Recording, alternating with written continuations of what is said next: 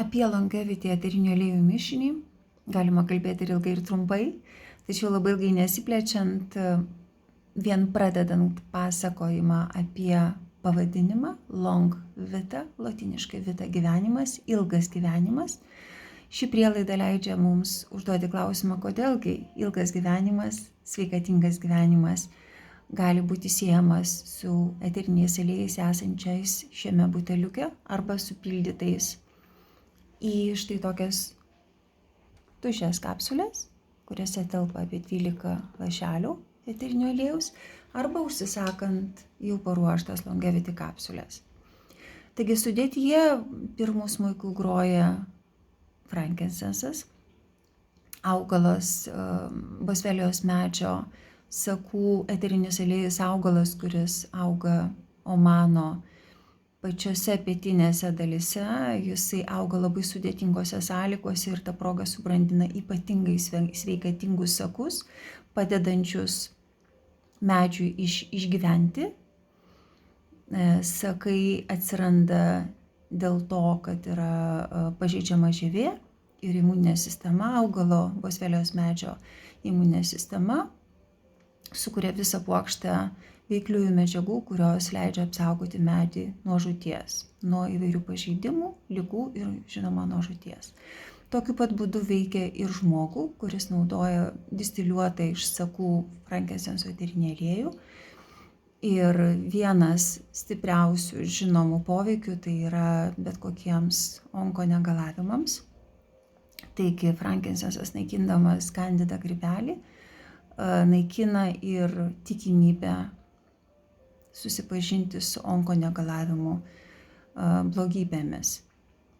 Frankincensas taip pat, jeigu mes jį uostome išoriškai atidarydami buteliuką arba kvėpindamiesi arba garindami garintuve, jisai sukuria labai stabilizuojančią emocinę aplinką. Mes jaučiamės nurimę, nenervingi, viskas mūsų aplinkoje uodžiant frankincensą atrodo daug stabiliau, ramiau ir pozityviau. Dėl tos priežasties ir mūsų fizinis kūnas jaučiasi sveikesnis. Jisai sveiksta diena iš dienos, naudojant frankincensą kaip kvepalus, kaip garinimo priemonę arba vartojant bent po porą lašelių į vidų. Taigi sudėtyje kapsulėse turint frankincensą mes jau turime antipatogeninę didelę pagalbą. Ir dar reikia paminėti, kad frankincenso eterinis aliejus žymus tuo, kad jisai atstato blogą įtaką padariusią, kitaip išsireikšiu, jisai atstato ląstelių informaciją, kuri kažkokiu būdu buvo išdarkyta, sugadinta dėl emocinių pergyvenimų, dėl kažkokių fizinių ligų, kas tai bebūtų. Reiškia, frankincensas atstato į idealią padėtį mūsų ląsteles.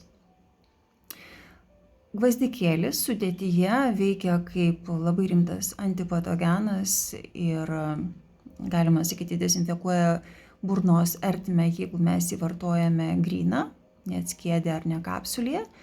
Tai apie tai žino kiekvienas, kuris bandė naudoti gvazdikėlį suskautus dančiui arba jaučiant, kad galime pradėti kosėti ar atsiradus slogai, 1-2 lašelis į burną labai stipriai dezinfekuoja burnos ertmę ir patogenai tiesiog nebeturi jokios galimybės daugintis.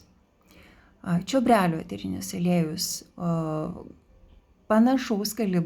panašaus kalibro stiprumo kaip ir gvazdikėlis, tik dar tam tikrais atvejais stipresnis antioksidantas bei antipatogenas, reiškia visi mikroorganizmai, kurie nori patekti į mūsų organizmą, yra sustabdomi, blokuojami, jeigu naudojame čiobrelio eterinį aliejų, taipogi kas yra turėję sąsajų su auksiniu stafilokoku, ypatingai gimdymo metu, po gimdymo.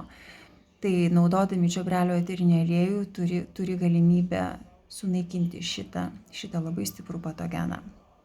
Taigi sudėtyje esantis čiobrelis užkardo kelią dar šitam negalavimui auksinio stafilokoko, bei visų kitų. Na ir apelsinų eterinis aliejus tikrai atrodo lyg ir nekaltas, tačiau apelsinų eterinis aliejus savyje turi labai daug limoneno ir veikia kaip antioksidantas. Antioksidantai apelsino eterinio aliejaus formoje šlifuoja mūsų ląsteles, ląstelių membranas, tokiu būdu į mūsų organizmą patenka per ląsteles daugiau deguonies, automatiškai tai yra būdas, kaip padėti sau turėti ilgesnį, sveikatingesnį gyvenimą. Taigi per dieną išgėrus vieną kapsulę Longevity arba susilašinus pasidarius štai tokią kapsulę, po 12 lašelių į vieną kapsulę, turėsime sau tiek prevencinę priemonę, tiek priemonę tuo atveju, jeigu vis tik tai mūsų jau aplankė negalavimas. Žinoma, užgeriant vandeniu geriau bent pusę stiklinės, todėl kad eteriniai aliejai labai koncentruoti ir jų pasisavinimo organizme vertėtų visada naudoti daugiau vandens.